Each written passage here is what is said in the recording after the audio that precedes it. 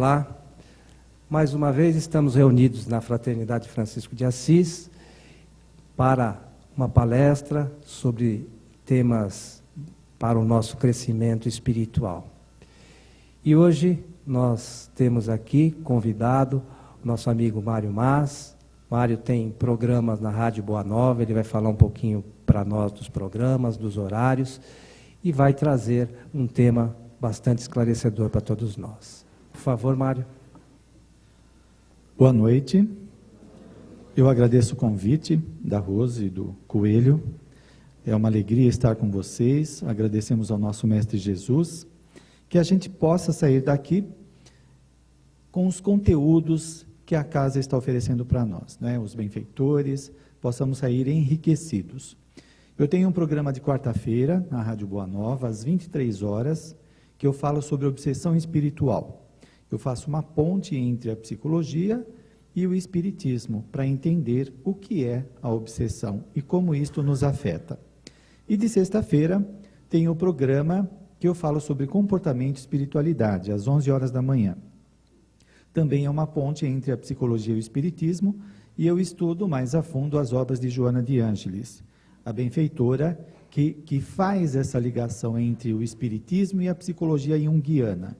Então a gente busca esclarecer aspectos do comportamento nessa visão ampla do espiritismo e da psicologia.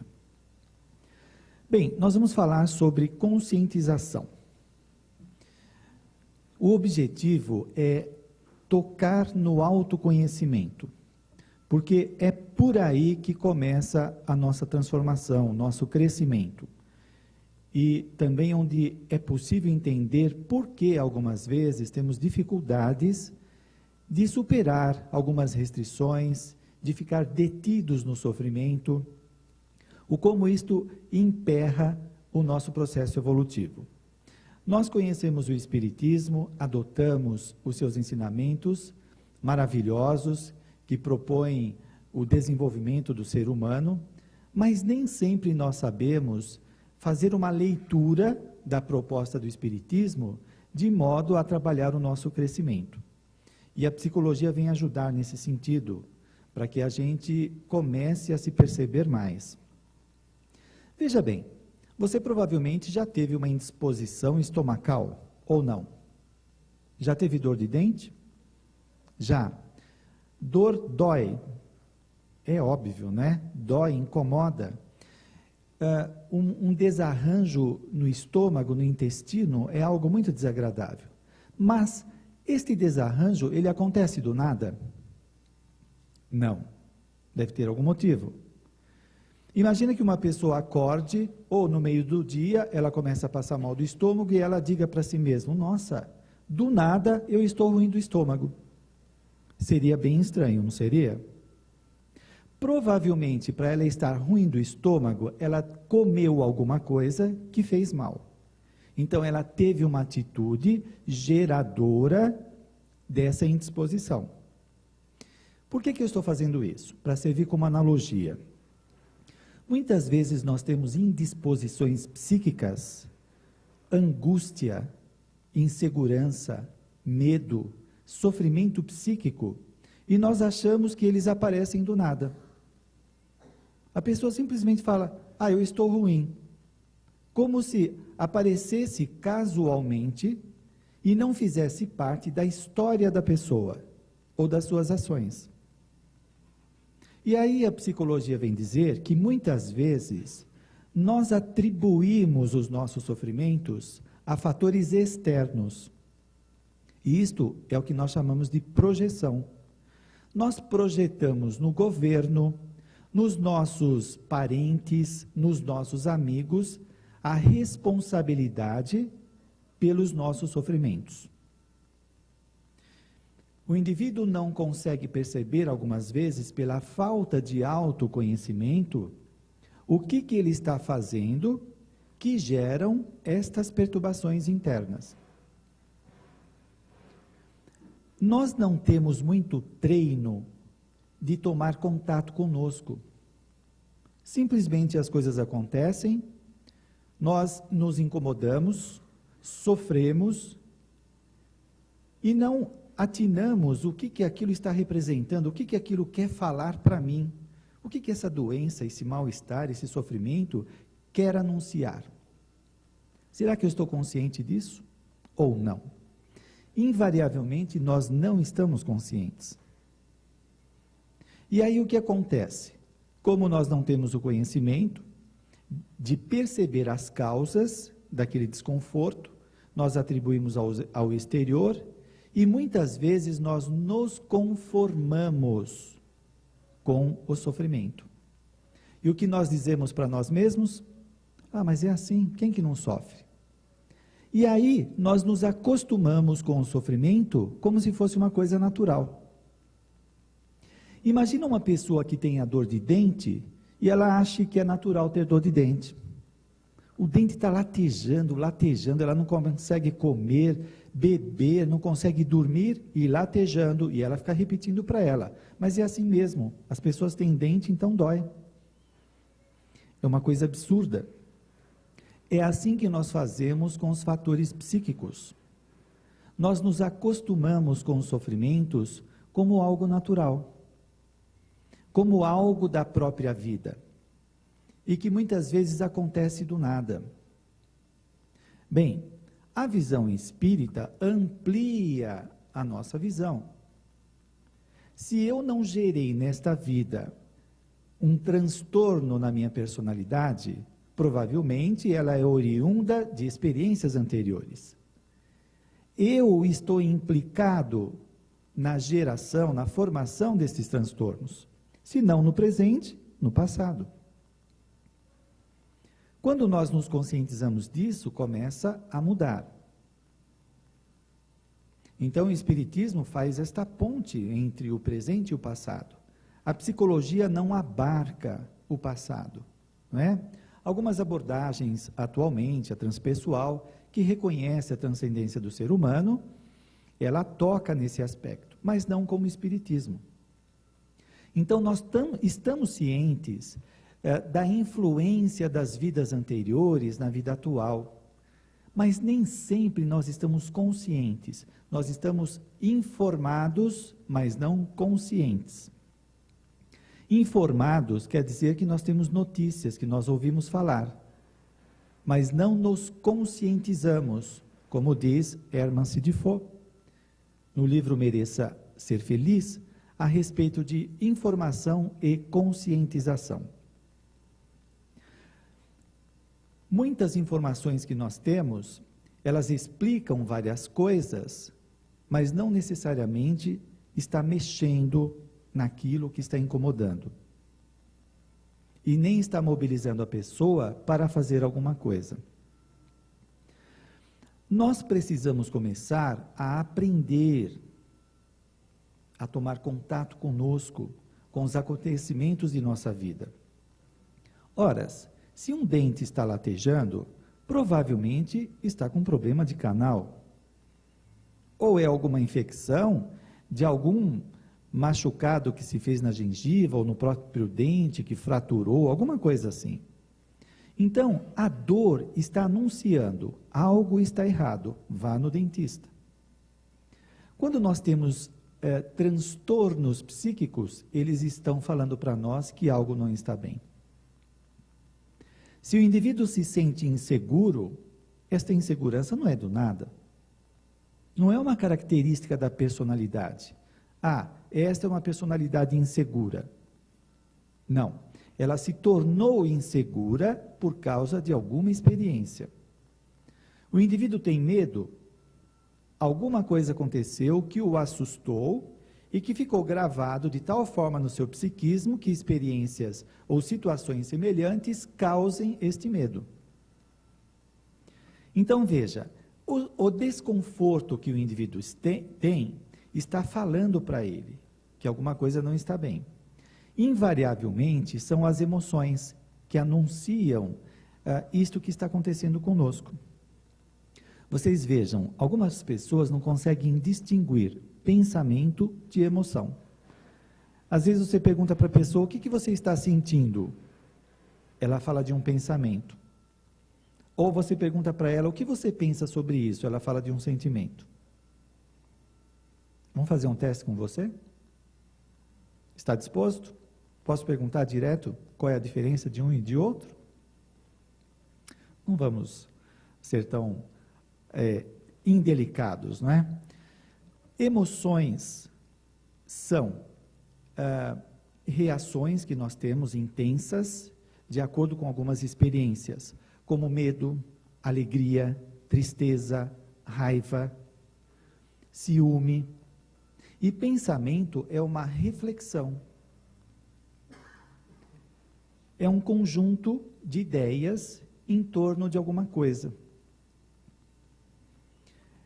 A emoção, assim como o nosso ouvido, nós escutamos, ele tem uma função de captar informações, as células gustativas têm a finalidade de saborear alimentos, a emoção tem a finalidade também de falar para nós, falar de forma figurativa, como estamos nos sentindo, não pensando, sentindo.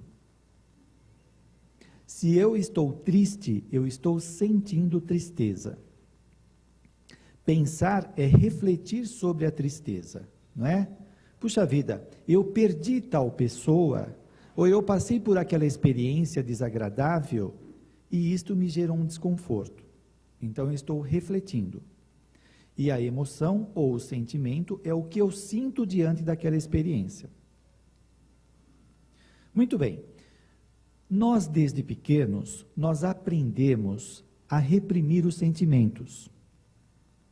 É muito comum a criança chegar para os pais e dizer: eu estou com medo do escuro, eu queria dormir com a luz acesa.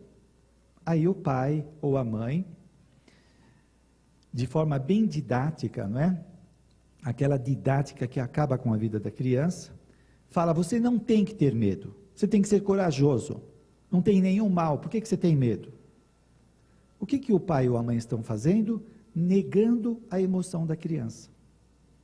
Se a criança chega autenticamente e fala: mãe, eu não gosto daquele tio lá que vai vir visitar a gente, ou eu não gosto de ir na casa daquela tia, aí o pai e a mãe provavelmente vão dizer que ele não tem que gostar, que não gostar, ele não tem que pensar ou sentir alguma coisa, ele tem que ir e pronto.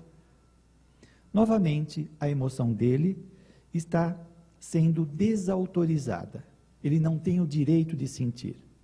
Com o passar do tempo, ele vai aprendendo que tudo que ele sente não tem importância. Aí ele vai se tornar um adulto robô, que não sente. É frio, gelado, não tem nenhuma emoção, está sempre só pensando, e não sente a vida. Nós precisamos resgatar as emoções, elas são muito importantes, porque é a partir delas que nós começamos a sentir a vida. Quando eu digo eu gosto de alguma coisa, eu estou falando de emoção. Eu não gosto é emoção. O indivíduo que congelou a emoção, ele não sabe se gosta. Você pergunta para algumas pessoas: você gosta disso ou daquilo? Ela não sabe, ela tem que consultar alguém. Porque ela perdeu a capacidade de avaliar uma situação. E a sociedade tem valorizado muito o intelecto, não é? Somente ultimamente, alguns psicólogos, como Daniel Goleman, que escreveu o livro Inteligência Emocional, que começou a falar da necessidade de tomar contato com as emoções, que é muito importante. Se nós fomos educados de forma a reprimir as nossas emoções, está na hora de começarmos a resgatar. É interessante a irmã Cide Faux, ela diz que no plano espiritual, no Hospital Esperança, que muitos espíritas, quando chegam lá, eles participam de algumas dinâmicas, como a tribuna da humildade, onde eles vão expor as suas emoções. Com qual objetivo? De fazer uma catarse, de tirar essas emoções que estão entaladas no seu interior e que geram transtornos, que tornam as pessoas frias, que elas não conseguem participar da vivência daquele ambiente de forma fluida, porque elas estão travadas. Então elas vão fazer exercício de mexer com as emoções. para que elas possam se reintegrar naquela sociedade e ter uma vida mais sadia. Nós precisamos começar a fazer esses trabalhos, a mexer com as nossas emoções, a tomar contato. Muitas vezes nós estamos perto de alguém e nós sentimos um desconforto e não sabemos fazer a leitura daquele desconforto. Às vezes eu chego perto de uma pessoa depressiva e eu fico triste e não percebo que eu estou triste. Ou eu estou alegre, ou eu fico com raiva. Eu preciso saber fazer essa leitura para ter uma resposta diante da situação. E muitas vezes nós negamos essa emoção, aquilo que eu estou sentindo perto de alguém, porque eu aprendi na infância que não é legal sentir alguma coisa, e eu fico trabalhando só com a minha razão. E eu perco uma parcela muito grande daquela experiência, não é? A nossa capacidade ampla de perceber várias coisas vai sendo fragmentada, e nós vamos perdendo com isso. Por isso, cada vez mais nós temos que tomar contato, em qualquer experiência que nós estivermos com os outros, sentados aqui, sobre o que está sendo falado, nas palestras, nos nossos eventos sociais, nós temos que tomar contato com as emoções para participar da vida. Porque um subproduto também desse congelamento das emoções é que depois passam os anos e nós temos a sensação de que não vivemos. Parece que está faltando algo. Tem um vazio dentro de nós. E aí nós olhamos para o passado com saudade de uma série de coisas que aconteceram e que na época nós não estávamos presentes. Nós não saboreamos, nós não vivenciamos aquelas experiências. Porque naquele período, quando nós estávamos lá, nós estávamos congelados, não prestando atenção e vivenciando aquele presente e pensando no futuro. Ou pensando num passado. E desse modo nós nos ausentamos do presente. Aí novamente tem um conflito psicológico. Quando há algo desagradável, desconfortável, que o indivíduo não identifica, é comum ele fugir do presente através desses mecanismos psicológicos. Ou ele se projeta no futuro, fica pensando num futuro maravilhoso, ou se detém no passado, em alguma experiência que supostamente foi legal, mas que quando ela aconteceu, ele não a vivenciou. Portanto, nós precisamos aprender a estar conectados com o nosso presente. É o que em Gestalt terapia vai se chamar de presentificação. O indivíduo se tornar presente naquele momento no que está acontecendo. E isto vai gerar interiormente a sensação, o sentimento de ter vivido, participado. E isto enriquece a personalidade, enriquece. Muitas vezes nós ficamos procurando fórmulas mágicas para melhorar a nossa existência. A própria encarnação é a grande terapêutica. Quando nós vivenciamos nossa vida, nós estamos integrados naquilo que está acontecendo, isto vai promovendo o crescimento no indivíduo, vai gerando satisfação, bem-estar, plenitude, sensação de que ele está participando. O que não acontece com o neurótico, que sempre está ausente. Então, é necessário uma reeducação da personalidade, para que ela tenha esta participação e isto gere alguma coisa boa no seu interior. Muito bem. Eu citei esses desconfortos que nós possamos ter, psíquicos, que são vários, não é? Existem os transtornos de personalidade, que algumas pessoas já reencarnam com estes transtornos. O transtorno paranoide, o transtorno esquizofrênico e por aí afora. São vários transtornos. Por que a pessoa reencarnou assim? Porque ela teve azar de nascer naquela família que tinha uma linha genética doente? Não. Porque este transtorno que ela apresenta já estava no seu perispírito antes dela reencarnar. Ela gerou esse transtorno por conta da sua conduta anterior. Eu gosto de usar exemplos. Imagina a sua vida atual. Você está levando a sua vida bem, está convivendo com as pessoas, se relacionando, mas de repente, por conta de ambição, você começa a ter algumas atitudes equivocadas. Você começa a prejudicar algumas pessoas, e isto traz sofrimentos para esta pessoa, você se sente culpado, e você tenta superar essa culpa através de comportamentos mais equivocados, como bebida, droga, agressividade, ou começa a fazer coisas mais nocivas, e isto vai gerando problemas na personalidade. Aos poucos, isto vai transtornando a personalidade, vai adoecendo a personalidade. Se ela não se corrige, ela vai passar o resto da sua existência com esses problemas, vai desencarnar e depois reencarnar novamente, já carregando os transtornos que ela formou agora nesse exemplo que eu dei. Deu para entender? Muito bem. Desse modo, nós trazemos do passado aquilo que nós fizemos, pensando somente em atender os nossos interesses, não é?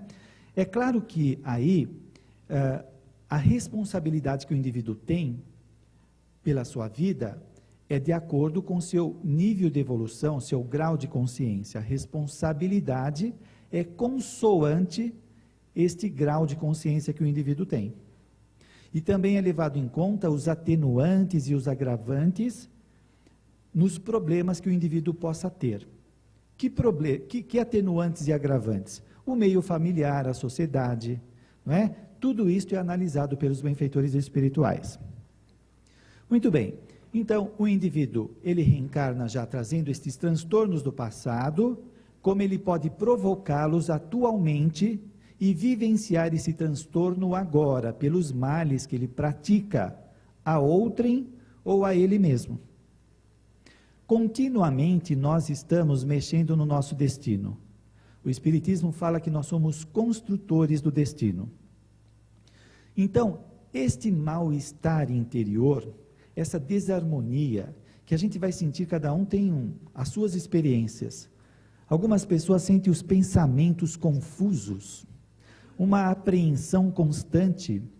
Outras vezes são emoções conturbadas, sem que a pessoa se dê conta, ela sente uma tristeza, um vazio, um medo, uma angústia que domina a personalidade. Depois passa, ela volta normalmente a levar a sua vida, fica confiante, começa a tecer novos projetos na vida, aí novamente tem aquela queda. Aí se sente mal, acha que não está valendo se esforçar, não está valendo a pena fazer o curso no Espiritismo, não adianta tomar passe. Calma lá. Estas oscilações ainda são naturais. Então, nós não temos uma condição retilínea, que é sempre igual. Não, é assim, olha, altos e baixos, altos e baixos. Quando nós temos consciência disso, faz a diferença. Por quê? Porque quando eu estou no baixo, eu sei me portar diante dessa situação. Eu digo para mim mesmo, hoje eu estou mal, eu tenho que me respeitar. Eu tenho que dar um tempo e deixar esse mal-estar ser dissipado. Cada um sabe como resolver isto. Alguns vão dormir, alguns vão assistir um filme, outros vão andar. Tem vários meios de ajudar a dissipar esse mal-estar. Então, ter consciência disto é importante. É diferente da pessoa que não tem consciência e quando há esta queda, ela começa a se auto-julgar de forma nociva. Aí ela começa a se prejudicar mais ainda. Então ela começa a resmungar, a reclamar que não adianta se esforçar, a vida dela é uma droga, não adianta, vira e mexe, essas coisas estão mudando. Não, é assim mesmo. Quanto mais ela começa a se criticar, mais ela começa a gerar confusão, a alterar as suas energias. E demora mais para passar. Se ela fica se maltratando desse modo, o que poderia durar um dia, ou 2 ou 3, pode durar uma semana, um mês, e vai se alongando. Então nós temos que tomar cuidado. Aí nós vamos encontrar informações lá nas obras básicas, com Allan Kardec, como nas obras subsidiárias, de saber enfrentar a prova com coragem e não ficar resmungando, brigando com a prova. Se eu resmungo, se eu brigo com a prova, eu não aprendi. Então eu vou ter que recapitular, vou ter que passar novamente pela experiência, até aprender. E você veja, esta atitude é uma atitude de um ego imaturo. Um ego que não sabe enfrentar as coisas, que quer que as coisas sejam do seu jeito. É o capricho. Não suporta lidar com frustrações, com alterações. Aí a pessoa tem um chilique. É um ego imaturo. O que é esperado de um ego maduro é que ele saiba enfrentar os desafios da existência. E não simplesmente cair nesse chilique, que é uma rebeldia, né? Ficar brigando, porque isto é uma oposição às leis divinas. Será que Deus errou por ela estar passando por aquilo? Certamente que não. Como diz André Luiz, no livro Sinal Verde, nós contraímos débitos no atacado e pagamos no varejo. Essas gotas que nós estamos pagando é no varejo, é pouca coisa, e a gente já está brigando. Agora imagina se viesse no atacado. Se tudo aquilo que nós fizemos viesse, ele atacaria, invadia a nossa mente. Seria difícil de suportar. Aí a gente mostra um outro lado nosso também, que às vezes nós somos um pouco mimados, não é? A gente quer do nosso jeito, não aceita, fica questionando, em vez de buscar conhecimentos que nos libertem da ignorância causadora desta rebeldia. Quando Jesus propõe conhecer a verdade para que a verdade nos liberte, a Hermann de Foucault vai dizer que esta verdade é a verdade nossa, a verdade de cada um, a verdade da própria pessoa. Porque aí nós poderíamos também indagar, mas que verdade? A verdade é Deus? Mas nesse momento nós não temos condição de conhecer Deus na sua plenitude. Por isso ela propõe, a verdade que nós temos que conhecer é a respeito de nós mesmos. E isso significa entrar em contato com tudo isso que nós formamos em nossas vidas. Saber o que carregamos em nosso interior, esta verdade sobre nós, para a gente ter uma postura diante da vida mais construtiva e não reativa. E aí sim nós começamos a trabalhar para modificar tudo isto que causa aborrecimento. Então estes transtornos que eu citei, eles são resultados das coisas que nós temos feito na vida. Está desagradável? É o que a gente tem escolhido. E que nós vamos fazer o quê? Quando nós buscamos algumas terapias, elas são apenas paliativos. Vai ajudar um pouquinho aqui, outro pouquinho ali, ameniza. Então o indivíduo vai buscar os florais, vai usar cristais, vai fazer terapia, vai fazer viagem, uma série de coisas, massagens, tudo isso mexe um pouco, dá um certo bem-estar. Mas não está modificando, não está extirpando alguns equívocos que nós carregamos dentro de nós. Então diz Hermann de Foucault, a verdade que conheceremos e nos libertará será a verdade sobre nós. A consciência de si oferecerá recurso para transitar na evolução com felicidade. A consciência de mim mesmo. Então eu começo a entrar em contato com as coisas que eu tenho feito na minha vida. Ou o que eu estou deixando de fazer que tem gerado problemas na minha existência. Bom, desse modo então, eu deixo de projetar no exterior, de atribuir ao exterior o motivo dos meus sofrimentos, como o governo, a família, a sociedade de um modo geral, E como diz a psicologia, eu recolho a projeção, eu deixo de projetar, eu trago de volta. E começo a perceber o que eu estou fazendo para estas coisas acontecerem. Aí eu já começo a mexer na causa. Se eu sou o construtor do meu destino, e eu deixo de gerar problemas na minha vida, eu posso começar a gerar coisas satisfatórias, crescimento, desenvolvimento, conforme as atitudes que eu vou tendo na vida. A Hermance de Faux diz que a conscientização vai além da informação. A informação é ter notícia. Bom, eu estou informado que eu sou orgulhoso. Estar informado não está mudando o meu orgulho. Conscientização significa trabalhar aquilo que está me incomodando. Deu para perceber a diferença? Mas nem sempre nós queremos nos conscientizar, porque é cômodo ficar de braços cruzados. Algumas vezes é mais fácil ficar esperando que os espíritos venham trazer as soluções para nós, não é? Está cheio de gente querendo ir em sessões de materialização para que os espíritos se materializem e falam para ele, olha, não vai pela direita, vai pela esquerda. Aí ela se sente feliz. Ou esperando uma psicografia que vai revolucionar a vida dela. Que vai dizer, saia desse emprego, procura aquele, ou se não, faça aquele curso lá. Ou ainda esperando os passes milagrosos. E ainda muitas pessoas tomam um passe, não é? Sai da casa espírita e fala, mas essa casa tem um passe muito fraco. Porque não resolve. Eu continuo assim. Olha a falta de conhecimento.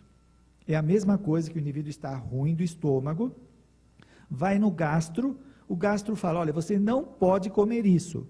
E ele sai do gastro e come aquilo. E estraga o estômago dele, e ele fala que o gastro não é um bom gastro. Ora, o indivíduo, quando vem tomar passe, vai ser feita a reposição de energias, vai ajudá-lo. Mas se ele continua com pensamentos enfermiços, obviamente que ele vai continuar doente. Então, a casa, é claro que nos ajuda. Emmanuel, numa das suas mensagens, ele fala que os benfeitores jamais vão fazer para nós o que compete a cada um de nós fazer. Eles não vão fazer no nosso lugar. Imagina que um professor na escola tome o lápis da criança e faça no lugar dela A, E, I, O, U, A, E, I, O, U. Como que essa criança vai sair da escola? Analfabeta. Se os espíritos fizerem para nós, nós não desenvolvemos os nossos potenciais latentes. Para eles se desdobrarem, para nós crescermos, para nós realizar essa perfeição relativa que nós vamos desenvolver, é preciso o enfrentamento da existência. Enfrentar as situações, os desafios, as situações chatas, desagradáveis, as situações boas, curti-las também, não é? Porque você veja, um neurótico, ele é problemático. Além de ficar brigando com a vida, de ficar reclamando de tudo e de si mesmo, quando ele vivencia algumas coisas boas, ele não desfruta. Porque ele está brigando com a situação. Ele briga com ela, então ele não saboreia. Imagina que você queira comer um bolo de chocolate, você está fazendo o seu regime. Aí chega no domingo, você vai comer o seu bolo de chocolate. E na hora que você pega o seu bolo de chocolate, você come e nem percebeu. Porque a mente não estava presente. Então não saboreou, porque a mente está doente. É assim que acontece com as nossas experiências boas. Nós passamos por elas e não saboreamos a experiência. E este saborear significa se plenificar, se fortalecer, gerar forças interiores, bem-estar, que vai trazer lucidez. Ao contrário disso, muitas vezes a pessoa está experienciando a situação, está brigando, questionando, se oposicionando, e desse modo a experiência passa e ele não vivencia. Joana de Ângeles fala que nós temos que saturar a nossa mente de positividade. Pensa na sua semana, como que foi? Provavelmente você vai lembrar da fechada que levou do carro, alguém que brigou com você, alguém que foi indelicado no banco, e por aí afora. provavelmente não vai lembrar das experiências boas. Isso quer dizer o quê? Que a pessoa está saturada de pensamentos doentios, que geram confusão mental. Se gera confusão mental, a pessoa não tem lucidez. Se ela não tem lucidez, ela não consegue perceber com clareza a vida. Se não percebe com clareza, a vida parece ameaçadora. Portanto, a maioria dos problemas nossos são imaginários e não reais. Nós precisamos nos reeducar para vivenciar essas experiências satisfatórias que vão saturar a mente com energias saudáveis e trazer lucidez. O indivíduo vai se sentir bem, fortalecido, para enfrentar os desafios da vida. Do mesmo modo, quando nós entramos na casa espírita, no último livro de Manuel Filomeno de Miranda, Transtornos Psiquiátricos e Obsessivos, ele vai falar que a casa espírita está tão bem preparada com as energias que os frequentadores, quando adentram a casa, são beneficiados, e essas energias já tiram muitos da densidade que o indivíduo está carregando, por conta dos seus pensamentos, atividades, etc. Isso beneficia deveras o indivíduo. E muitas vezes nós estamos aqui, na preleção, ou aguardando para tomar um passe, nós estamos pensando no trabalho, em casa, o que a gente vai sair, o que vai fazer quando sair dali, e não se beneficia desta preciosidade que a casa está nos oferecendo. Você veja como que é a nossa rebeldia. E aí, como as coisas não acontecem no ritmo que nós queremos, nós vamos atribuir alguma coisa estes desconfortos que nós vivenciamos. Muito bem, então conscientizar é começar a trabalhar para a mudança. É tomar contato com o conteúdo da mente. Se eu sei que eu sou orgulhoso, o que eu faço? Algumas pessoas caem também tem um certo exibicionismo, não é? É uma mistura de neurose com exibição, alguma coisa meio louca assim. Então a pessoa diz, mas eu já reconheço que eu sou orgulhoso. Tá, e o que você faz com isso? Tem que trabalhar o orgulho, tem que vencer o orgulho. Se eu reconheço que eu sou uma pessoa preguiçosa, eu tenho que vencer a preguiça. A Hermance de Faux, ela trabalha muito o comportamento do espírita na casa espírita. Muitas pessoas acreditam que trabalhar na casa espírita muda a personalidade. Ou seja, o indivíduo está trabalhando no passe, está fazendo entrevistas, está fazendo a preleção. Ele acha que essas atividades estão mudando os vícios morais dele. Não necessariamente. Porque está cheio de trabalhador que são arrogantes, vaidosos, que são secos com os outros, rudes. Então, que mudança que está havendo? Bem, o fato de a pessoa estar trabalhando é muito importante, sem dúvida. Ela está desenvolvendo a mediunidade, percepções avançadas, não é? Ela está trabalhando para a sua mudança. No entanto, como diz Joana de Ângeles, ela tem que ter um encontro consigo mesmo. Eu tenho que estar consciente quais são as minhas imperfeições, quais são os problemas da minha personalidade e enfrentá-los. Se eu vou no passe, eu dou passe, eu estou desenvolvendo faculdades irradiativas. Eu não estou trabalhando problemas comportamentais. Este sou eu que tenho que fazer. Quantos de nós entramos na casa espírita, trabalhamos em algumas atividades e somos de difícil sociabilidade? A pessoa trabalha 10 anos, 20 anos na casa e não consegue contato com a maioria das pessoas na casa. Alguma coisa está errada, ou não? Ou ela acha o quê? Que ela vem, dá passe e vai embora, ela já está santificada? Ela tem um problema social grave e não resolve. Ela não consegue se socializar. E quantos outros não conseguem ter afeto? O indivíduo entra na casa espírita, não cumprimenta ninguém. Tem dificuldade de dar e receber afeto. Isto é um problema, ou não é? O indivíduo acha que ele vai desencarnar e vai chegar no plano espiritual super afetuoso, sociável. Já um espírito angélico que já venceu todos os problemas. Provavelmente não. Ora, a gente poderia dizer que na casa espírita é um grande laboratório onde nós vamos vencer as nossas imperfeições também, como na vida social. Então, se eu tenho dificuldade de me aproximar das pessoas, eu preciso começar a me exercitar para me aproximar, para conversar, para vencer os meus medos. Senão eu vou desencarnar sim, como consta nos livros de Hermann Sidifo, nos livros do Manuel Filomeno de Miranda, que fala da mesma instituição. Nós precisamos mudar, né? Aí vem a questão da consciência. Não basta eu saber que eu tenho uma dificuldade, eu tenho que mexer nessa dificuldade. Ora, se eu tenho uma dificuldade, se eu estou com uma lesão no meu braço, o que eu vou fazer? Vou ficar pondo panos quentes? Eu tenho que ir no ortopedista. Eu tenho que resolver isso, senão eu vou ter problemas no meu braço.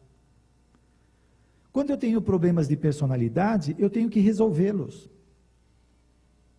Senão eu vou ser uma pessoa problemática. Este enfrentamento é inadiável. Quantos de nós estamos sofrendo e a gente não enfrenta isso? A gente se esconde, aí vem os mecanismos de defesa que a psicologia fala. O indivíduo foge de se encontrar. Ele tem uma vida social pobre de tudo, não estou falando de grana, não consegue se relacionar com ninguém, não consegue entrar em alguns ambientes e carrega esse tormento a vida toda, não trabalha para vencer. O indivíduo tem problema de comunicação, está há 20 anos no centro, está tentando fazer uma palestra, está tentando fazer uma prece em voz alta e não consegue, porque a ansiedade acaba com ele, e ele não cuida disso. Pode. Percebem quantas coisas nós precisamos trabalhar? E os problemas de relacionamento? Muitas vezes, quantos dirigentes na casa espírita, eles se identificam com o papel de dirigente e se tornam arrogantes, se acham melhor do que os outros. Olha um problema de orgulho aí para resolver. E nem sempre resolve. Se acha diferente, melhor do que os outros. Ou o próprio médium. Ele recebe uma comunicação bacana, ele já acha que é melhor do que os outros médiums. Arrogante. E não trabalha essa arrogância.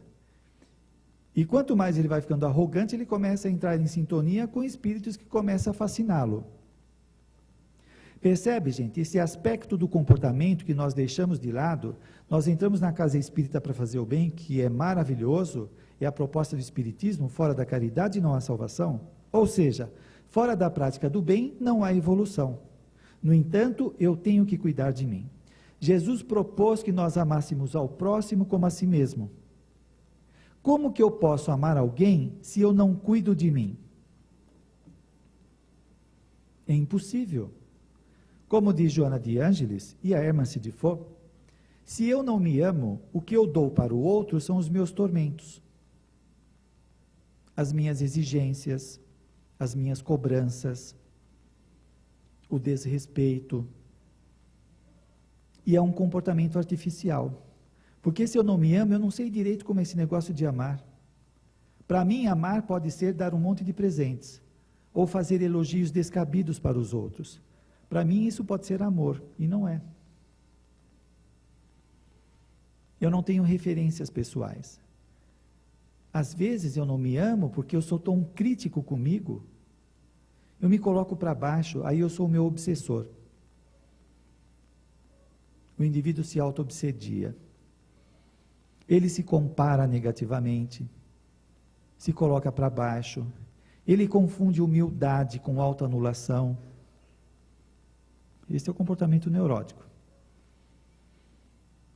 A humildade é uma virtude. A autoanulação é um transtorno. Então alguém chega e fala para ele, nossa, você fala bem, ou você tem uma facilidade de escrever. Que é isso? Você pensa que eu não sei, que eu não sou nada disso? Olha que humilde que ele é. Isso não é humildade, isso é autoanulação. Se o indivíduo vive esse transtorno, o que ele pode fazer para os outros? Ele vai fazer de forma comprometida, contaminado pelas dificuldades pessoais. Não quer dizer que nós tenhamos que vencer absolutamente todos os nossos problemas para fazer alguma coisa, não. Ao mesmo tempo que eu estou aprendendo a fazer o bem, eu vou cuidar de mim, amar ao próximo como a si mesmo. Quando eu começo a cuidar de mim, eu começo a me auto-respeitar, a minha relação com os outros se diferencia. Quantos de nós não permitimos que alguém, lá sei eu, dê um apertão na gente ou dê um tapa? Mas nós permitimos que os outros nos esbofeteiam psiquicamente. Como que fica a autoestima de uma pessoa dessa? Então, toda hora o marido está falando para ela, mas você não sabe se arrumar, você é relaxada. Ou a mulher para o marido, né? Você não sabe nada, você é estúpido, você não sei o que lá. Desrespeito. E vai desrespeitando, né? E isso vai atormentando. E o indivíduo, ele não tem parâmetros para saber que está sendo desrespeitado. Ele acha que é natural. E isto vai aniquilando a personalidade. Como uma pessoa dessa vai ser feliz? De vez em quando ela cai nas suas reflexões e fala, caramba, mas eu trabalho no centro. Eu sou ético nas minhas atitudes externas, mas eu sinto um desconforto, um mal-estar. Mas é claro, ela não se respeita, não se valoriza, não dá importância a si mesma, não cuida bem de si. Como que ela vai estar bem? E aí, nós espíritas temos uma solução para isso. Vocês sabem qual é? Na próxima existência, nós voltaremos maravilhosamente bem. Ou, na vida espiritual, nós vamos desfrutar da verdadeira felicidade. Olha que mágico! Ou ainda nós temos uma explicação. Mas eu sofro? Você não sabe, é por causa do meu karma. É o meu karma, eu tenho que passar por isso. Pronto, está resolvido. Isto melhorou a vida dele? Deu qualidade para a vida dele? Não. Mas ele continua nessa fuga psicológica de não se encontrar, de não trabalhar os seus tormentos. Herman de Foucault fala que apenas 1/3 dos nossos problemas são kármicos. 1/3. 2/3 são comportamentais. É o que nós fazemos. É decorrente das nossas escolhas. Além do que, esta pessoa que está esperando uma felicidade na vida espiritual, ela não pode se esquecer que ela vai chegar lá do jeito que está aqui, porque os condicionamentos estão impregnados na personalidade. Ela vai chegar lá do jeitão que está aqui. Depende de algumas alterações, mais sofrimentos ou menos na transição, que possa mudar alguma coisa. Mas os hábitos ficam arraigados na personalidade. Portanto, os benfeitores falam que nós temos que aprender a ser felizes agora. Agora. Por que nós não podemos ser? Quem diz que nós reencarnamos para sofrer? A prova é para promover o crescimento do indivíduo. Não é para aniquilar ele. Esse discurso de que nós precisamos sofrer, porque se não tiver o sofrimento, não sei, é discurso de neurótico. A leitura que a pessoa faz dos livros espíritas está contaminado pelos tormentos pessoais. Porque a proposta do espiritismo é libertadora. É de trazer alívio, encorajamento, alegria. Mas aí tem a nossa parte, nós assumirmos essas mudanças. Então começar a identificar agora, o que está me atormentando? Eu tenho dificuldade de me relacionar, de falar com as pessoas, eu fico me julgando, eu fiz uma coisa errada 10 anos atrás, não me perdoo. Por que eu não trabalho o auto-perdão? Por que eu não me valorizo? Por que eu não dou importância nas coisas que eu faço, que eu estou acertando? Valorizar, sem arrogância. Então eu começo a desfrutar das experiências. Então, como propõe a Hermance de Faux, esses aspectos da personalidade que estão nos machucando precisam ser trabalhados. Por exemplo, nós temos a tendência de nos negar, confundindo com humildade. Isso precisa ser trabalhado. Eu preciso valorizar a minha personalidade, o que não é arrogância. E para isso, eu tenho que distinguir o que é arrogância e o que é autovalorização. Aí a necessidade do autoconhecimento. Nós desistimos dos nossos projetos? Quantos de nós tivemos sonhos de conquistar coisas legais na vida, de ter uma vida bacana, e estes projetos são aniquilados por coisas que os outros dizem para nós? Ou que obsessores assopram em nossa cabeça. Você não vai conseguir nada, você não tem jeito, não adianta você tentar, vai ser difícil. Aí a pessoa desiste dos seus projetos, leva uma vida frustrada, pensando que precisa levar a vida frustrada. Nós nos achamos inferiores aos outros, mas por que eu sou inferior aos outros? Eu preciso trabalhar essa questão em mim, identificar. Eu passei por alguma experiência que me deixou uma marca e eu me sinto inferior? Eu vou trabalhar isso e mudar, porque eu sou uma centelha divina como todas as pessoas, todos os filhos de Deus. Nós somos autocríticos demais? Eu preciso mudar, porque isto é uma autoobsessão, não é? Agora, por que vem esta autoobsessão? Por causa de conflitos da personalidade. O indivíduo já está fragilizado por registros que ele carrega no seu interior que geram tormento. E por conta disso, o indivíduo faz uma autoavaliação de si mesmo negativa. Consequentemente, vem a culpa, como processo de autopunição. Opa, tenho que me auto-perdoar. Eu tenho que transformar esta culpa em ação transformadora, para melhorar a minha condição. Eu não posso me conformar ao sofrimento. O Espiritismo vai falar de resignação dinâmica. Se o sofrimento for irremovível, tentei de todas as maneiras, eu vou ter uma atitude dinâmica. Quem quiser saber mais sobre provas e expiações, que são os mecanismos da lei de causa e efeito, leia o livro Plenitude, de Joana de Ângeles, que ela fala isso de forma bem ampla. Nós fugimos dos desafios da vida? Por que eu fujo? Eu acho que eu sou incapaz? Eu levei um tombo e eu acredito que das próximas vezes eu vou cair novamente? Eu tenho que fazer uma revisão disso. Eu tenho que ter uma tolerância maior ao sofrimento. Tolerar as situações difíceis e continuar prosseguindo. Então, nós vamos aprendendo a superar estas dificuldades. E como diz Joana de Ângeles, nós formamos karmas positivos. Se eu carrego tormentos que são decorrentes de karmas que eu fui formando, causa e efeito, né? Atitudes que foram gerando desequilíbrios, tormentos internos, à medida que eu vou tendo ações construtivas, eu vou gerando equilíbrio na personalidade, eu vou harmonizando o meu interior. Nós temos uma ficha kármica, como diz André Luiz. Se nesta ficha kármica a coluna dos débitos são maiores do que a coluna do crédito, é óbvio que eu vou ter tormentos.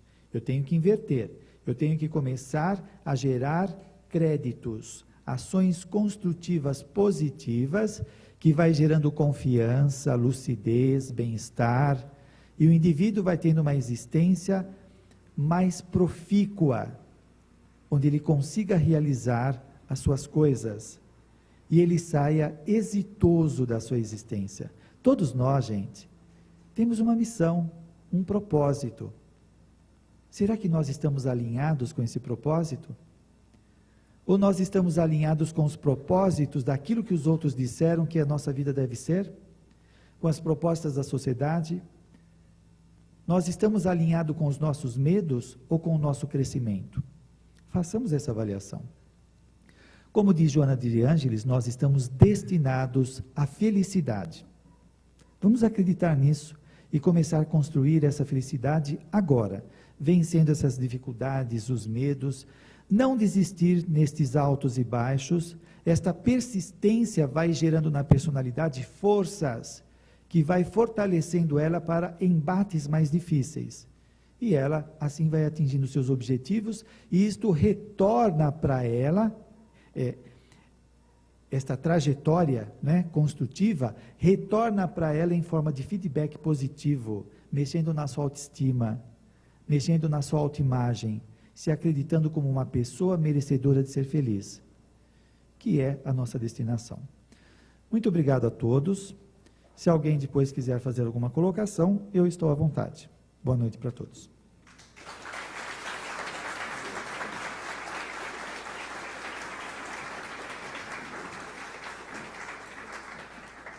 Vocês veem como é bom a gente gravar as palestras, né? Que a gente vai ter esse conteúdo guardado, sempre que a gente quiser acessar e rememorar alguma das coisas que o Mário colocou aqui para a gente na noite de hoje, a gente vai ter essa condição. Então, a você que esteve ligado com a gente na internet ou em outros meios aí de comunicação, o nosso abraço, e a gente espera estar juntos novamente em breve. Até lá.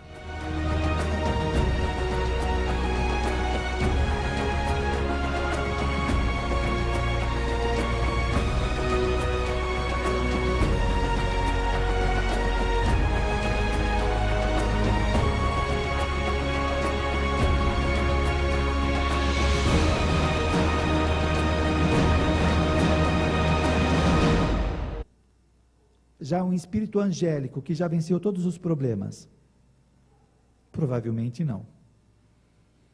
Horas.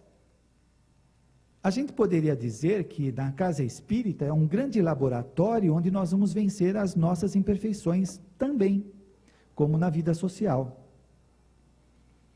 Então, se eu tenho dificuldade de me aproximar das pessoas, eu preciso começar a me exercitar para me aproximar, para conversar, para vencer os meus medos. Senão eu vou desencarnar sim, como consta nos livros de Hermance de Faux, nos livros do Manuel Filomeno de Miranda, que fala da mesma instituição. Nós precisamos mudar, né? Aí vem a questão da consciência. Não basta eu saber que eu tenho uma dificuldade, eu tenho que mexer nessa dificuldade. Ora, se eu tenho uma dificuldade, se eu estou com uma lesão no meu braço, o que eu vou fazer? Eu vou ficar pondo panos quentes?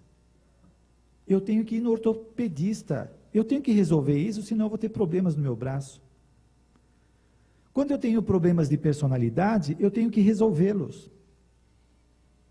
Senão eu vou ser uma pessoa problemática. Este enfrentamento é inadiável. Quantos de nós estamos sofrendo e a gente não enfrenta isso? A gente se esconde, aí vem os mecanismos de defesa que a psicologia fala. O indivíduo foge de se encontrar. Ele tem uma vida social pobre de tudo, não estou falando de grana, não consegue se relacionar com ninguém, não consegue entrar em alguns ambientes e carrega esse tormento a vida toda, não trabalha para vencer. O indivíduo tem problema de comunicação, está há 20 anos no centro, está tentando fazer uma palestra, está tentando fazer uma prece em voz alta e não consegue, porque a ansiedade acaba com ele, e ele não cuida disso. Pode. Percebem quantas coisas nós precisamos trabalhar? E os problemas de relacionamento? Muitas vezes, quantos dirigentes na casa espíritas, eles se identificam com o papel de dirigente e se tornam arrogantes, se acham melhor do que os outros. Olha um problema de orgulho aí para resolver. E nem sempre resolve. Se acha diferente, melhor do que os outros. Ou o próprio médium. Ele recebe uma comunicação bacana, ele já acha que é melhor do que os outros médiums. Arrogante. E não trabalha essa arrogância. E quanto mais ele vai ficando arrogante, ele começa a entrar em sintonia com espíritos que começam a fasciná-lo. Percebe, gente, esse aspecto do comportamento que nós deixamos de lado. Nós entramos na casa espírita para fazer o bem, que é maravilhoso, é a proposta do espiritismo, fora da caridade não há salvação. Ou seja, fora da prática do bem não há evolução. No entanto, eu tenho que cuidar de mim. Jesus propôs que nós amássemos ao próximo como a si mesmo. Como que eu posso amar alguém se eu não cuido de mim? É impossível. Como diz Joana de Ângeles e a Hermance de Faux, se eu não me amo, o que eu dou para o outro são os meus tormentos, as minhas exigências, as minhas cobranças, o desrespeito. E é um comportamento artificial. Porque se eu não me amo, eu não sei direito como é esse negócio de amar. Para mim, amar pode ser dar um monte de presentes, ou fazer elogios descabidos para os outros. Para mim, isso pode ser amor, e não é. Eu não tenho referências pessoais. Às vezes eu não me amo porque eu sou tão crítico comigo. Eu me coloco para baixo, aí eu sou o meu obsessor. O indivíduo se auto-obsedia. Ele se compara negativamente, se coloca para baixo, ele confunde humildade com autoanulação.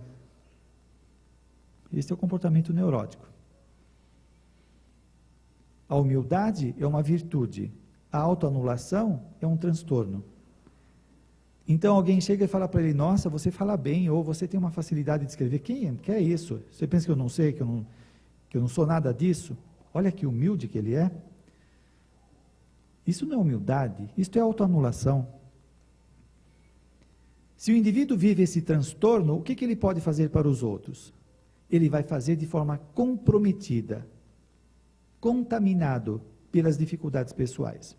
Não quer dizer que nós tenhamos que vencer absolutamente todos os nossos problemas para fazer alguma coisa, não. Ao mesmo tempo que eu estou aprendendo a fazer o bem, eu vou cuidar de mim, amar ao próximo como a si mesmo. Quando eu começo a cuidar de mim, eu começo a me auto-respeitar, a minha relação com os outros se diferencia. Quantos de nós não permitimos que alguém, lá sei eu, dê um apertão na gente ou dê um tapa? Mas nós permitimos que os outros nos esbofeteiam psiquicamente. Como que fica a autoestima de uma pessoa dessa? Então, toda hora o marido está falando para ela, mas você não sabe se arrumar, você é relaxada. Ou a mulher para o marido, né? Você não sabe nada, você é estúpido, você não sei o que lá. Desrespeito. E vai desrespeitando, né? E isso vai atormentando. E o indivíduo, ele não tem parâmetros para saber que está sendo desrespeitado. Ele acha que é natural. E isto vai aniquilando a personalidade. Como uma pessoa dessa vai ser feliz? De vez em quando ela cai nas suas reflexões e fala, caramba, mas eu trabalho no centro.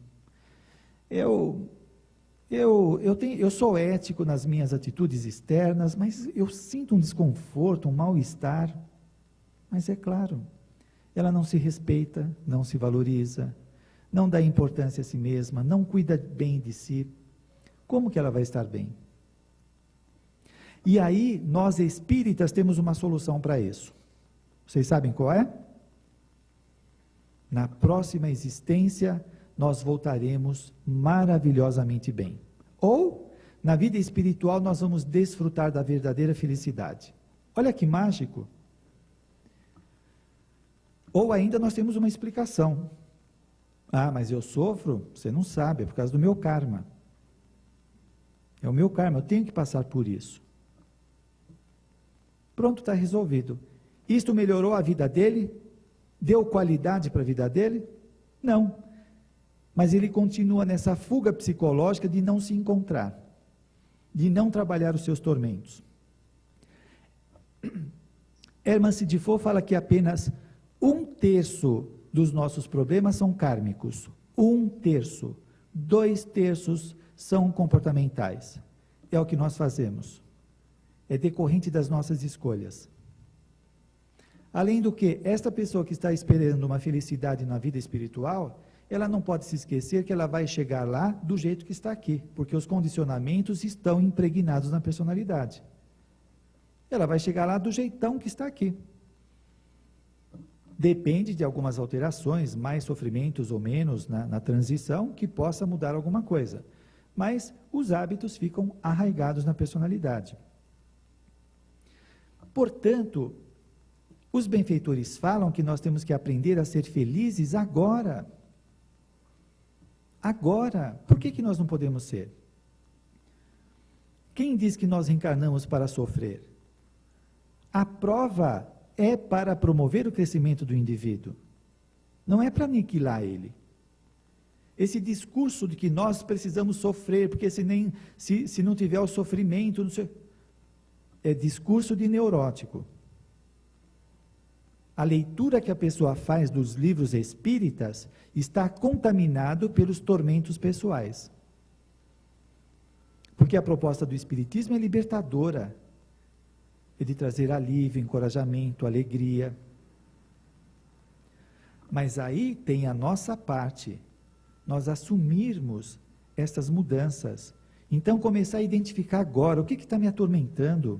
Eu tenho dificuldade de me relacionar, de falar com as pessoas, eu fico me julgando, eu fiz uma coisa errada 10 anos atrás, não me perdoo. Por que eu não trabalho o auto-perdão? Por que eu não me valorizo? Por que eu não dou importância nas coisas que eu faço, que eu estou acertando? Valorizar, sem arrogância. Então eu começo a desfrutar das experiências.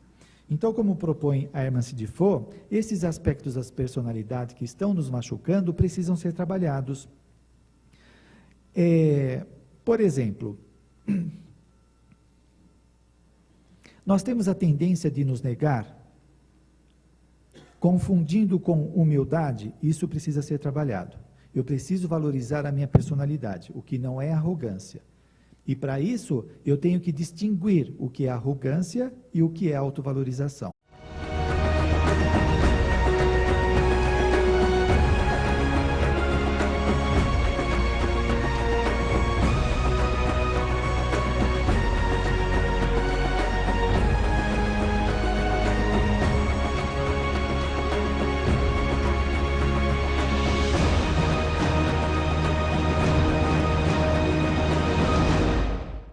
Olá, mais uma vez estamos reunidos na Fraternidade Francisco de Assis para uma palestra sobre temas para o nosso crescimento espiritual. E hoje nós temos aqui convidado o nosso amigo Mário Mas. Mário tem programas na Rádio Boa Nova, ele vai falar um pouquinho para nós dos programas, dos horários, e vai trazer um tema bastante esclarecedor para todos nós. Por favor, Mário. Boa noite. Eu agradeço o convite da Rose e do Coelho. É uma alegria estar com vocês. Agradecemos ao nosso Mestre Jesus. Que a gente possa sair daqui com os conteúdos que a casa está oferecendo para nós, né? Os benfeitores, possamos sair enriquecidos. Eu tenho um programa de quarta-feira, na Rádio Boa Nova, às 23 horas, que eu falo sobre obsessão espiritual. Eu faço uma ponte entre a psicologia e o espiritismo, para entender o que é a obsessão e como isto nos afeta. E de sexta-feira, tem o programa que eu falo sobre comportamento e espiritualidade, às 11 horas da manhã. Também é uma ponte entre a psicologia e o espiritismo, e eu estudo mais a fundo as obras de Joana de Ângeles, a benfeitora que faz essa ligação entre o espiritismo e a psicologia junguiana. Então, a gente busca esclarecer aspectos do comportamento nessa visão ampla do espiritismo e da psicologia. Bem, nós vamos falar sobre conscientização. O objetivo é tocar no autoconhecimento, porque é por aí que começa a nossa transformação, o nosso crescimento. E também onde é possível entender por que algumas vezes temos dificuldades de superar algumas restrições, de ficar detidos no sofrimento, o como isto emperra o nosso processo evolutivo. Nós conhecemos o Espiritismo, adotamos os seus ensinamentos maravilhosos, que propõem o desenvolvimento do ser humano, mas nem sempre nós sabemos fazer uma leitura da proposta do Espiritismo de modo a trabalhar o nosso crescimento. E a psicologia vem ajudar nesse sentido, para que a gente comece a se perceber mais. Veja bem, você provavelmente já teve uma indisposição estomacal, ou não? Já teve dor de dente? Já. Dor dói. É óbvio, né? Dói, incomoda. Um desarranjo no estômago, no intestino, é algo muito desagradável. Mas este desarranjo, ele acontece do nada? Não. Deve ter algum motivo. Imagina que uma pessoa acorde, ou no meio do dia, ela começa a passar mal do estômago e ela diga para si mesma, nossa, do nada eu estou ruim do estômago. Seria bem estranho, não seria? Provavelmente, para ela estar ruim do estômago, ela comeu alguma coisa que fez mal. Então, ela teve uma atitude geradora dessa indisposição. Por que eu estou fazendo isso? Para servir como analogia. Muitas vezes nós temos indisposições psíquicas, angústia, insegurança, medo, sofrimento psíquico, e nós achamos que eles aparecem do nada. A pessoa simplesmente fala, eu estou ruim. Como se aparecesse casualmente e não fizesse parte da história da pessoa ou das suas ações. E aí a psicologia vem dizer que muitas vezes nós atribuímos os nossos sofrimentos a fatores externos. E isto é o que nós chamamos de projeção. Nós projetamos no governo, nos nossos parentes, nos nossos amigos, a responsabilidade pelos nossos sofrimentos. O indivíduo não consegue perceber, algumas vezes, pela falta de autoconhecimento, o que ele está fazendo que geram estas perturbações internas. Nós não temos muito treino de tomar contato conosco. Simplesmente as coisas acontecem, nós nos incomodamos, sofremos e não atinamos o que aquilo está representando, o que aquilo quer falar para mim, o que essa doença, esse mal-estar, esse sofrimento quer anunciar. Será que eu estou consciente disso ou não? Invariavelmente nós não estamos conscientes. E aí o que acontece? Como nós não temos o conhecimento de perceber as causas daquele desconforto, nós atribuímos ao exterior e muitas vezes nós nos conformamos com o sofrimento. E o que nós dizemos para nós mesmos? Mas é assim, quem que não sofre? E aí nós nos acostumamos com o sofrimento como se fosse uma coisa natural. Imagina uma pessoa que tenha dor de dente e ela acha que é natural ter dor de dente. O dente está latejando, ela não consegue comer, beber, não consegue dormir e latejando, e ela fica repetindo para ela. Mas é assim mesmo, as pessoas têm dente, então dói. É uma coisa absurda. É assim que nós fazemos com os fatores psíquicos. Nós nos acostumamos com os sofrimentos como algo natural, como algo da própria vida, e que muitas vezes acontece do nada. Bem, a visão espírita amplia a nossa visão. Se eu não gerei nesta vida um transtorno na minha personalidade, provavelmente ela é oriunda de experiências anteriores. Eu estou implicado na geração, na formação desses transtornos, se não no presente, no passado. Quando nós nos conscientizamos disso, começa a mudar. Então o Espiritismo faz esta ponte entre o presente e o passado. A psicologia não abarca o passado, não é? Algumas abordagens atualmente, a transpessoal, que reconhece a transcendência do ser humano, ela toca nesse aspecto, mas não como Espiritismo. Então, nós estamos cientes da influência das vidas anteriores na vida atual, mas nem sempre nós estamos conscientes. Nós estamos informados, mas não conscientes. Informados quer dizer que nós temos notícias, que nós ouvimos falar, mas não nos conscientizamos, como diz Herman Sidifo, no livro Mereça Ser Feliz, a respeito de informação e conscientização. Muitas informações que nós temos, elas explicam várias coisas, mas não necessariamente está mexendo naquilo que está incomodando. E nem está mobilizando a pessoa para fazer alguma coisa.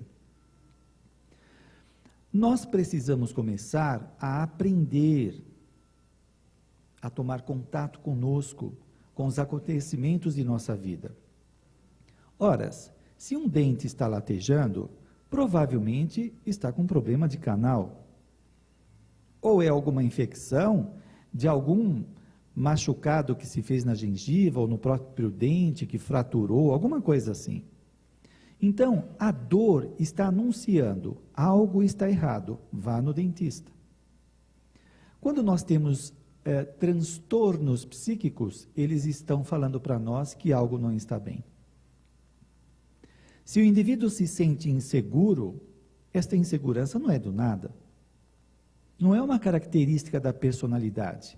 Ah, esta é uma personalidade insegura. Não, ela se tornou insegura por causa de alguma experiência. O indivíduo tem medo, alguma coisa aconteceu que o assustou e que ficou gravado de tal forma no seu psiquismo que experiências ou situações semelhantes causem este medo. Então veja, o desconforto que o indivíduo tem está falando para ele que alguma coisa não está bem. Invariavelmente são as emoções que anunciam isto que está acontecendo conosco. Vocês vejam, algumas pessoas não conseguem distinguir pensamento de emoção. Às vezes você pergunta para a pessoa, o que você está sentindo? Ela fala de um pensamento. Ou você pergunta para ela, o que você pensa sobre isso? Ela fala de um sentimento. Vamos fazer um teste com você? Está disposto? Posso perguntar direto qual é a diferença de um e de outro? Não vamos ser tão indelicados, não é? Emoções são reações que nós temos intensas de acordo com algumas experiências, como medo, alegria, tristeza, raiva, ciúme. E pensamento é uma reflexão. É um conjunto de ideias em torno de alguma coisa. A emoção, assim como o nosso ouvido, nós escutamos, ele tem uma função de captar informações, as células gustativas têm a finalidade de saborear alimentos, a emoção tem a finalidade também de falar para nós, falar de forma figurativa, como estamos nos sentindo, não pensando, sentindo. Se eu estou triste, eu estou sentindo tristeza. Pensar é refletir sobre a tristeza, não é? Puxa vida, eu perdi tal pessoa, ou eu passei por aquela experiência desagradável, e isto me gerou um desconforto. Então eu estou refletindo. E a emoção ou o sentimento é o que eu sinto diante daquela experiência. Muito bem. Nós, desde pequenos, nós aprendemos a reprimir os sentimentos. É muito comum a criança chegar para os pais e dizer, eu estou com medo do escuro, eu queria dormir com a luz acesa. Aí o pai ou a mãe, de forma bem didática, não é? Aquela didática que acaba com a vida da criança, fala, você não tem que ter medo, você tem que ser corajoso, não tem nenhum mal, por que você tem medo? O que o pai ou a mãe estão fazendo? Negando a emoção da criança. Se a criança chega autenticamente e fala, mãe, eu não gosto daquele tio lá que vai vir visitar a gente, ou eu não gosto de ir na casa daquela tia, aí o pai e a mãe provavelmente vão dizer que ele não tem que gostar, que não gostar, ele não tem que pensar ou sentir alguma coisa, ele tem que ir e pronto. Novamente, a emoção dele está sendo desautorizada, ele não tem o direito de sentir. Com o passar do tempo, ele vai aprendendo que tudo que ele sente não tem importância. Aí ele vai se tornar um adulto robô, que não sente. É frio, gelado, não tem nenhuma emoção, está sempre só pensando, e não sente a vida. Nós precisamos resgatar as emoções, elas são muito importantes, porque é a partir delas que nós começamos a sentir a vida. Quando eu digo, eu gosto de alguma coisa, eu estou falando de emoção. Eu não gosto, é emoção. O indivíduo que congelou a emoção, ele não sabe se gosta. Você pergunta para algumas pessoas, você gosta disso ou daquilo? Ela não sabe, ela tem que consultar alguém. Porque ela perdeu a capacidade de avaliar uma situação. E a sociedade tem valorizado muito o intelecto, não é? Somente ultimamente, alguns psicólogos, como Daniel Goleman, que escreveu o livro Inteligência Emocional, que começou a falar da necessidade de tomar contato com as emoções, que é muito importante. Se nós formos educados de forma a reprimir as nossas emoções, está na hora de começarmos a resgatar. É interessante, a irmã Cidifo, ela diz que no plano espiritual, no Hospital Esperança, que muitos espíritas, quando chegam lá, eles participam de algumas dinâmicas, como a tribuna da humildade, onde eles vão expor as suas emoções. Com qual objetivo? De fazer uma catarse, de tirar essas emoções que estão entaladas no seu interior e que geram transtornos, que tornam as pessoas frias, que elas não conseguem participar da vivência daquele ambiente de forma fluida, porque elas estão travadas. Então elas vão fazer exercício de mexer com as emoções, para que elas possam se reintegrar naquela sociedade e ter uma vida mais sadia. Nós precisamos começar a fazer esses trabalhos, a mexer com as nossas emoções, a tomar contato. Muitas vezes nós estamos perto de alguém e nós sentimos um desconforto e não sabemos fazer a leitura daquele desconforto. Às vezes eu chego perto de uma pessoa depressiva e eu fico triste e não percebo que eu estou triste. Ou eu estou alegre, ou eu fico com raiva. Eu preciso saber fazer essa leitura para ter uma resposta diante da situação. E muitas vezes nós negamos essa emoção, aquilo que eu estou sentindo perto de alguém, porque eu aprendi na infância que não é legal sentir alguma coisa, e eu fico trabalhando só com a minha razão. E eu perco uma parcela muito grande daquela experiência, não é? A nossa capacidade ampla de perceber várias coisas vai sendo fragmentada, e nós vamos perdendo com isso.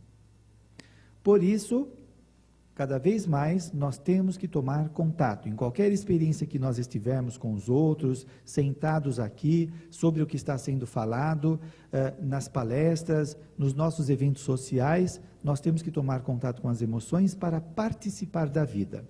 Porque um subproduto também desse congelamento das emoções é que depois passam os anos e nós temos a sensação de que não vivemos. Parece que está faltando algo. Tem um vazio dentro de nós. E aí nós olhamos para o passado com saudade de uma série de coisas que aconteceram e que na época nós não estávamos presentes. Nós não saboreamos, nós não vivenciamos aquelas experiências. Porque naquele período, quando nós estávamos lá, nós estávamos congelados, não prestando atenção e vivenciando aquele presente e pensando no futuro, ou pensando num passado. E desse modo nós nos ausentamos do presente. Aí novamente tem um conflito psicológico.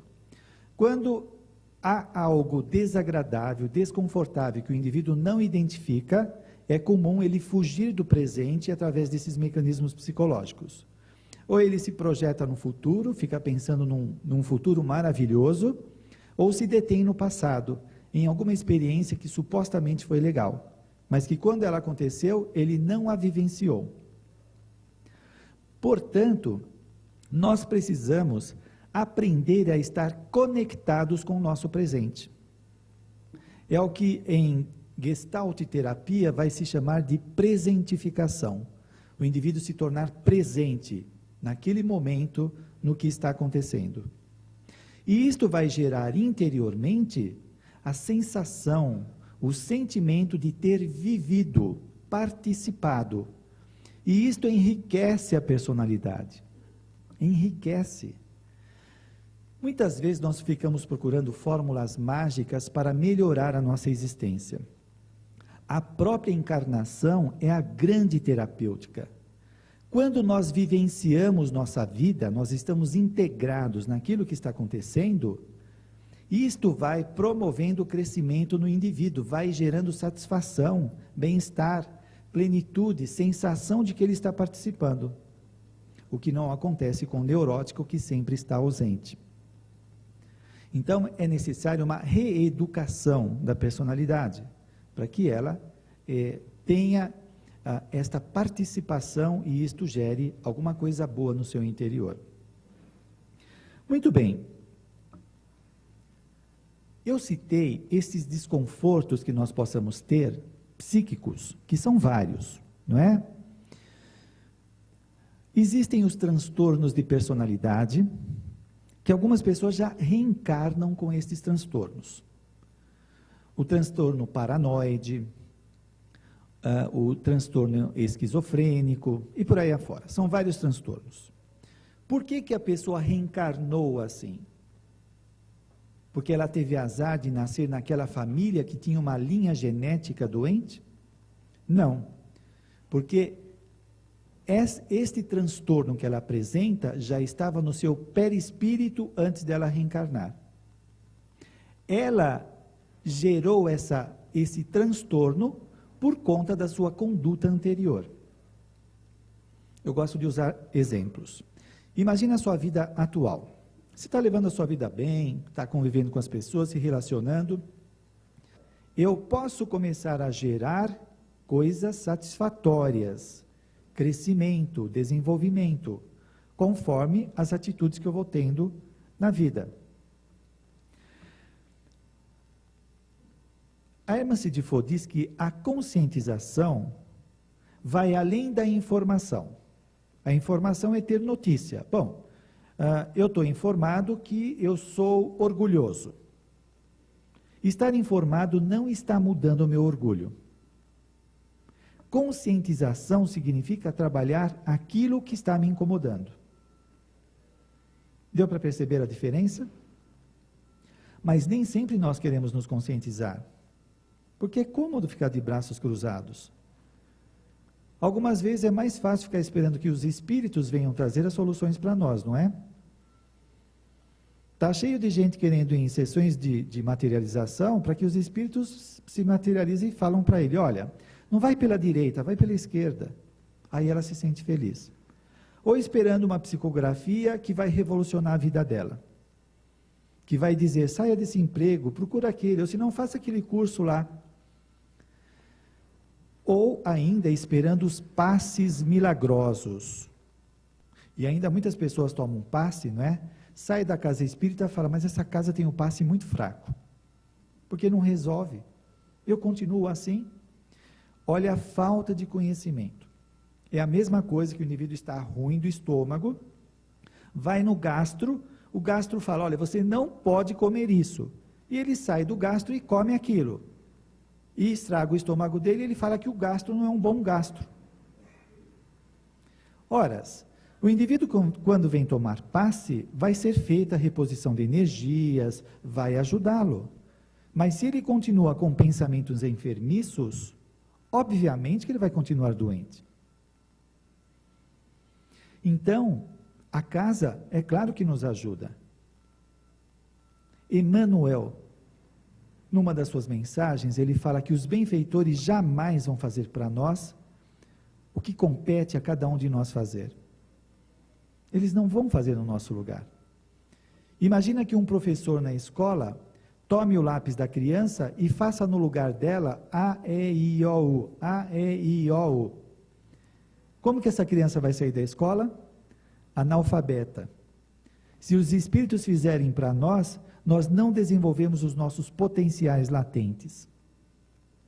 Para eles se desdobrarem, para nós crescermos, para nós realizar essa perfeição relativa que nós vamos desenvolver, é preciso o enfrentamento da existência. Enfrentar as situações, os desafios, as situações chatas, desagradáveis, as situações boas, curti-las também, não é? Porque você veja, um neurótico, ele é problemático. Além de ficar brigando com a vida, de ficar reclamando de tudo e de si mesmo, quando ele vivencia algumas coisas boas, ele não desfruta. Porque ele está brigando com a situação. Ele briga com ela, então ele não saboreia. Imagina que você queira comer um bolo de chocolate, você está fazendo o seu regime. Aí chega no domingo, você vai comer o seu bolo de chocolate. E na hora que você pega o seu bolo de chocolate, você come e nem percebeu. Porque a mente não estava presente. Então não saboreou, porque a mente está doente. É assim que acontece com as nossas experiências boas. Nós passamos por elas e não saboreamos a experiência. E este saborear significa se plenificar, se fortalecer, gerar forças interiores, bem-estar, que vai trazer lucidez. Ao contrário disso, muitas vezes a pessoa está experienciando a situação, está brigando, questionando, se oposicionando, e desse modo a experiência passa e ele não vivencia. Joana de Ângeles fala que nós temos que saturar a nossa mente de positividade. Pensa na sua semana, como que foi? Provavelmente você vai lembrar da fechada que levou do carro, alguém que brigou com você, alguém que foi indelicado no banco e por aí afora. Provavelmente não vai lembrar das experiências boas. Isso quer dizer o quê? Que a pessoa está saturada de pensamentos doentios, que geram confusão mental. Se gera confusão mental, a pessoa não tem lucidez. Se ela não tem lucidez, ela não consegue perceber com clareza a vida. Se não percebe com clareza, a vida parece ameaçadora. Portanto, a maioria dos problemas nossos são imaginários e não reais. Nós precisamos nos reeducar para vivenciar essas experiências satisfatórias que vão saturar a mente com energias saudáveis e trazer lucidez. O indivíduo vai se sentir bem, fortalecido, para enfrentar os desafios da vida. Do mesmo modo, quando nós entramos na casa espírita, no último livro de Manuel Filomeno de Miranda, Transtornos Psiquiátricos e Obsessivos, ele vai falar que a casa espírita está tão bem preparada com as energias que os frequentadores, quando adentram a casa, são beneficiados, e essas energias já tiram muitos da densidade que o indivíduo está carregando, por conta dos seus pensamentos, atividades, etc. Isso beneficia deveras o indivíduo. E muitas vezes nós estamos aqui, na preleção, ou aguardando para tomar um passe, nós estamos pensando no trabalho, em casa, o que a gente vai sair, o que vai fazer quando sair dali, e não se beneficia desta preciosidade que a casa está nos oferecendo. Você veja como que é a nossa rebeldia. E aí, como as coisas não acontecem no ritmo que nós queremos, nós vamos atribuir alguma coisa estes desconfortos que nós vivenciamos. Muito bem, então conscientizar é começar a trabalhar para a mudança. É tomar contato com o conteúdo da mente. Se eu sei que eu sou orgulhoso, o que eu faço? Algumas pessoas caem também tem um certo exibicionismo, não é? É uma mistura de neurose com exibição, alguma coisa meio louca assim. Então a pessoa diz, mas eu já reconheço que eu sou orgulhoso. Tá, e o que você faz com isso? Tem que trabalhar o orgulho, tem que vencer o orgulho. Se eu reconheço que eu sou uma pessoa preguiçosa, eu tenho que vencer a preguiça. A Hermance de Faux, ela trabalha muito o comportamento do espírita na casa espírita. Muitas pessoas acreditam que trabalhar na casa espírita muda a personalidade. Ou seja, o indivíduo está trabalhando no passe, está fazendo entrevistas, está fazendo a preleção, ele acha que essas atividades estão mudando os vícios morais dele. Não necessariamente. Porque está cheio de trabalhador que são arrogantes, vaidosos, que são secos com os outros, rudes. Então, que mudança que está havendo? Bem, o fato de a pessoa estar trabalhando é muito importante, sem dúvida. Ela está desenvolvendo a mediunidade, percepções avançadas, não é? Ela está trabalhando para a sua mudança. No entanto, como diz Joana de Ângeles, ela tem que ter um encontro consigo mesmo. Eu tenho que estar consciente quais são as minhas imperfeições, quais são os problemas da minha personalidade e enfrentá-los. Se eu vou no passe, eu dou passe, eu estou desenvolvendo faculdades irradiativas, eu não estou trabalhando problemas comportamentais. Este sou eu que tenho que fazer. Quantos de nós entramos na casa espírita, trabalhamos em algumas atividades e somos de difícil sociabilidade? A pessoa trabalha 10 anos, 20 anos na casa e não consegue contato com a maioria das pessoas na casa. Alguma coisa está errado, ou não. Ou ela acha o quê? Que ela vem, dá passe e vai embora, ela já está santificada? Ela tem um problema social grave e não resolve. Ela não consegue se socializar. E quantos outros não conseguem ter afeto? O indivíduo entra na casa espírita, não cumprimenta ninguém. Tem dificuldade de dar e receber afeto. Isto é um problema, ou não é? O indivíduo acha que ele vai desencarnar e vai chegar no plano espiritual super afetuoso, sociável. Mas, de repente, por conta de ambição, você começa a ter algumas atitudes equivocadas.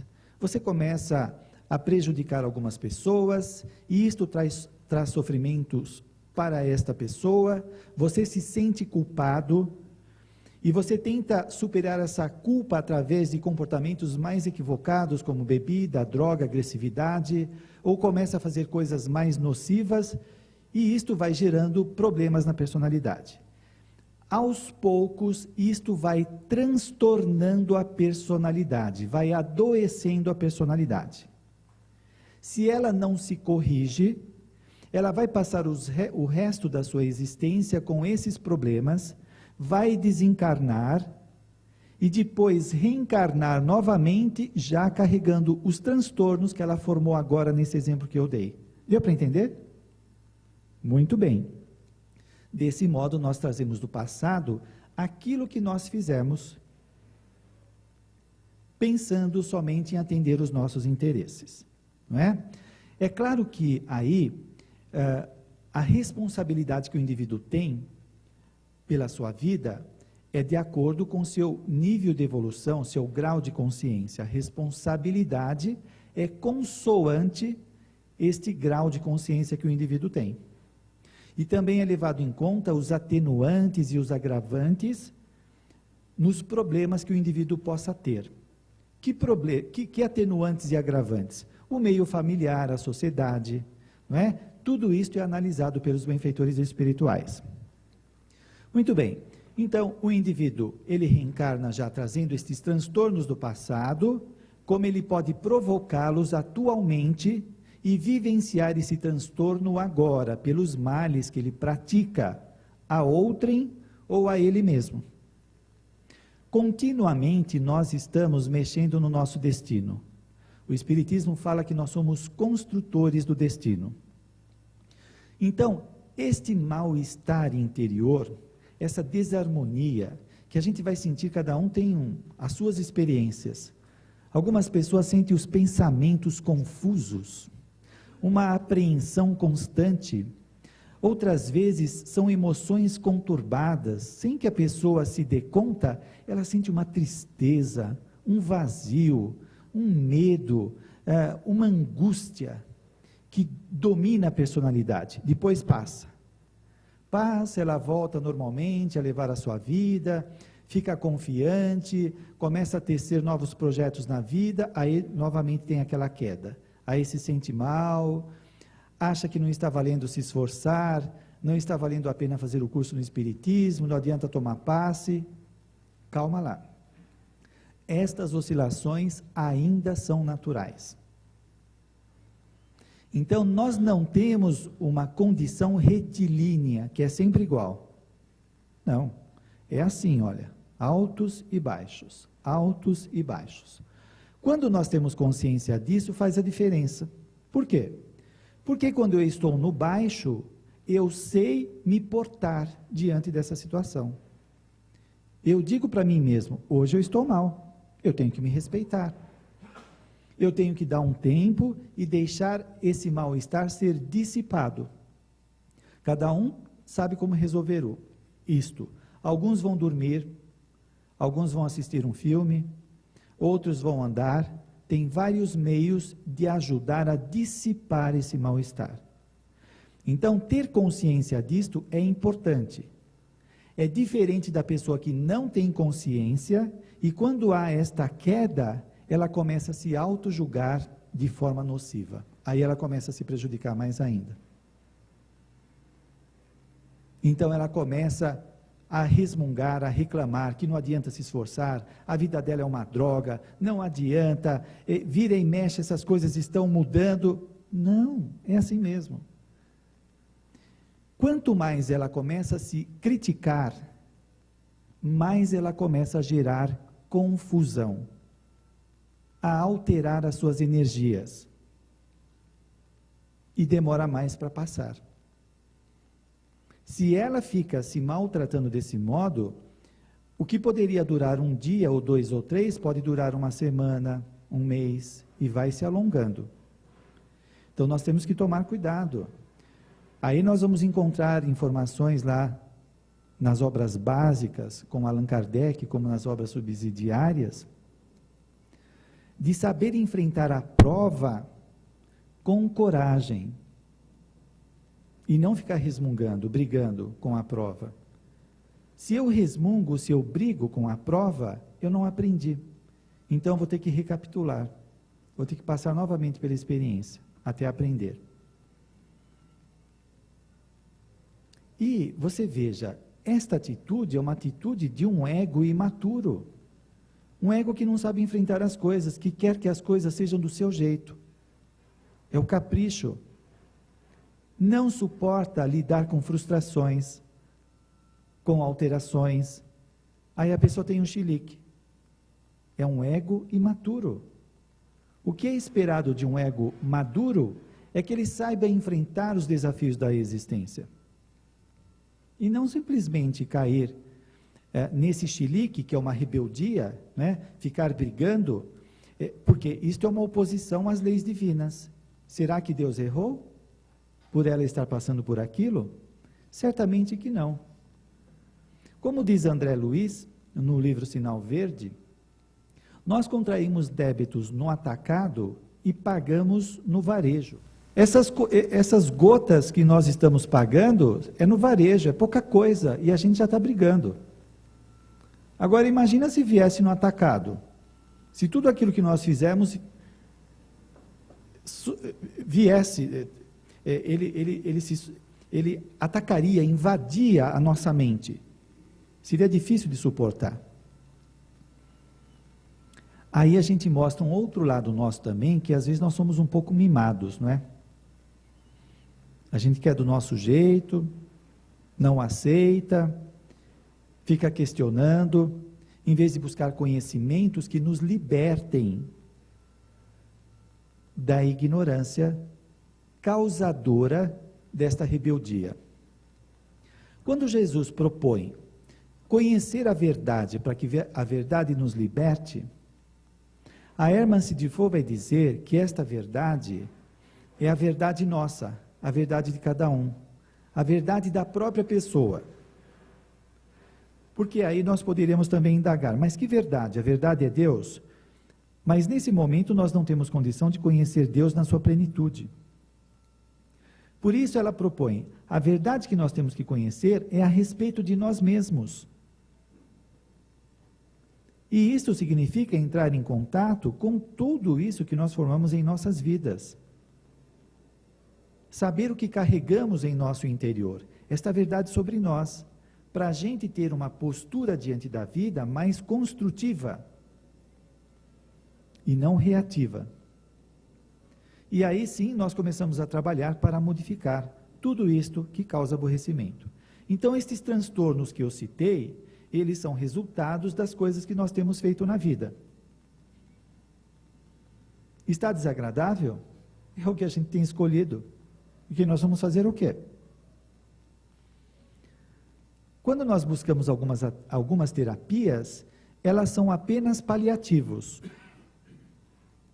Vai ajudar um pouquinho aqui, outro pouquinho ali, ameniza. Então o indivíduo vai buscar os florais, vai usar cristais, vai fazer terapia, vai fazer viagem, uma série de coisas, massagens, tudo isso mexe um pouco, dá um certo bem-estar.